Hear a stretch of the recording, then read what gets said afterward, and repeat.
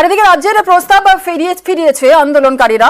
বৈঠকে বসার প্রস্তাব ফিরিয়েছেন জুনিয়র চিকিৎসকরা। জুনিয়র ডাক্তারদের ইমেল স্বাস্থ্য সচিবের ইমেলকে গুরুত্ব দিতে নারাজ তারা। নবান্নে জুনিয়র ডাক্তারদের জন্য 1 ঘন্টা অপেক্ষা করেন মুখ্যমন্ত্রী মমতা বন্দ্যোপাধ্যায়।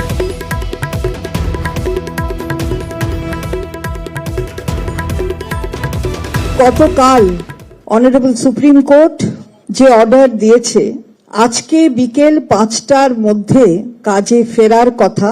5টা অবধি নিশ্চিতভাবে মাননীয় মুখ্যমন্ত্রী দেখেছেন যে ডাক্তাররা সুপ্রিম কোর্টের অর্ডারের পরিপ্রেক্ষিতে কি স্ট্যান্ড নেন। 5টার পরে কর্মবিরতি থেকে ডাক্তাররা সরে আসেননি এবং স্বাস্থ্য ভবনের সামনে আপনারা দেখেছেন যে তারা তাদের আন্দোলন জারি রেখেছেন।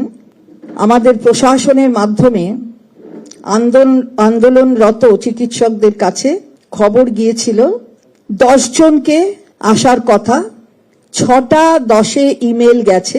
মাননীয় মুখ্যমন্ত্রী তার নবান্নের চেম্বারে অপেক্ষা করছিলেন যে যদি প্রতিনিধিরা আসে অথবা 10-এর বদলে যদি আরো বেশি কেউ বলেন। তিনি এতক্ষণ ধরে অপেক্ষা করেছেন, কোনো মেলের উত্তরেও মেল আসেনি। ফলে মাননীয় মুখ্যমন্ত্রী 7:30টা অবধি অপেক্ষা করে নবান্ন থেকে তিনি বেরিয়ে গেছেন। আমরা আবার বলছি, মাননীয় মুখ্যমন্ত্রীর বারবার যে কথা বলেছেন ডাক্তাররা তাদের কাজে যাতে ফেরেন, সেই অনুরোধ তিনি বারবার করেছেন। এখনো আমরা সেই অনুরোধই করছি।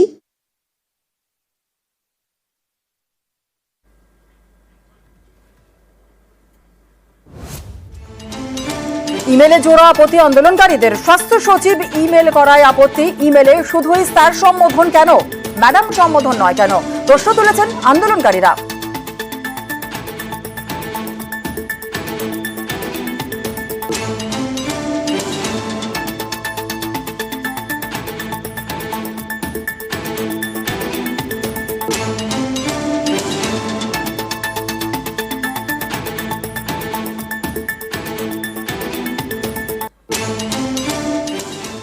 বৈঠকে কোনো নবান্ন থেকে কোনো মেল আমাদের কাছে আসেনি। যেভাবে যে ভাষায় একটি মেল এলো এবং হেলথ সেক্রেটারির মেল থেকে এই যে মেল আসা, এটা আমাদের কাছে অত্যন্ত অপমানজনক। সেই মেলে রেসপেক্টেড স্যার এই বলে আমাদের সম্বোধন করা হয়েছে। খুব স্পষ্ট বলছি, আমরা শুধু স্যাররা এই আন্দোলনে নেই, ম্যাডামরাও এই আন্দোলনে আছে। যদি এই সম্বোধন করতে হয় তবে স্যার ম্যাডাম দুটোই যেন পরের চিঠিতে বা পরের মেলে থাকে। আর কৌশলে আন্দোলনের অভিমুখ ঘোরানোর চেষ্টা, দাবি স্বাস্থ্য প্রতিমন্ত্রী চন্দ্রিমা ভট্টাচার্যের। স্যার ম্যাডাম বলতে হবে তার কোনো মানে নেই। আমরা তো সবাই সমাজে একসাথেই থাকতে চাই। কোনো সমাধানের কিছু হতে পারে কিনা সেটাই তো বড় কথা। তো তাহলে সেটার জন্য তো সমাধান যাতে হতে পারে তার জন্যই তো মাননীয় মুখ্যমন্ত্রী তাদের কাছে বার্তা পাঠিয়ে এবং বসেছিলেন আমাদের নবান্নে। তিনি 6টা 10-এ ইমেল গেছে আর তিনি বসেছিলেন 7:30টা অবধি, অর্থাৎ প্রায় 1.5 ঘন্টা বসেছিলেন। কিন্তু স্যার আর ম্যাডামের এই এতে যদি মূল ইস্যুটার থেকে তারা সরে যান তাহলে সেটা মানুষের জন্য, কিন্তু এটা পরিষেবাটা দেওয়াটা হচ্ছে রোগীর পরিষেবা দেওয়া। মনে হয় যে এটা বোধহয় সঠিক হচ্ছে না। তবে আন্দোলনে অনড় জুনিয়র চিকিৎসকরা। এই মেলে যে বয়ান ছিল সেই বয়ান নিয়ে আমরা স্পেসিফিক কিছু জায়গা রেখেছি। যেমন সংখ্যার কথা আমরা বলেছি, যেমন সিনিয়র রিপ্রেজেন্টেটিভের ডেফিনেশনকে আমরা জানি না।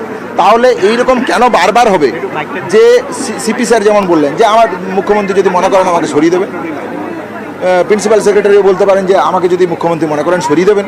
তাহলে আমরা চাইছি যে প্রপার অথরাইজ, যার কাছ থেকে মনে করি যে এই দাবিগুলো আমরা পেতে পারি, সেই দিক থেকে যদি সদর্থক বার্তা আসে তাহলে অবশ্যই আমরা বিবেচনা করে দেখব।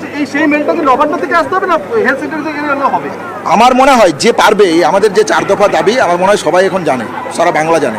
তাহলে যে এই 4 দফা দাবি নিয়ে অ্যাপ্রোপ্রিয়েট অথরিটি বলে মনে হয় তার কাছ থেকে এলেই হবে।